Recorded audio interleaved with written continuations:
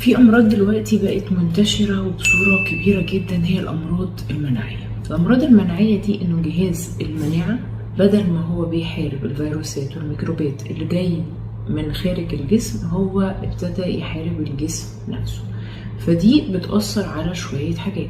ففي مثلا حاجة زي مرض اللي هو الروماتويد اللي هو التهاب المفاصل، أو السكري من النوع الأول، أو أمراض بتضرب الجهاز الهضمي، أو حاجات بتضرب الكلى، أو حاجة اسمها الذئبة الحمراء، أو حاجات في 80 مرض مكتشفينهم نتيجتها أو تأثيرها من الجهاز المناعي. طيب أغلب اللي بتصيبهم السيدات. ليه؟ لأنه جهاز المناعة عند السيدات قوي جدا، فلما بيبتدي يحارب نفسه بيبقى تأثيره قوي جدا على الجسم. فالأغلبية بيبقوا سيدات، بس طبعا في رجال برضه بيتصابوا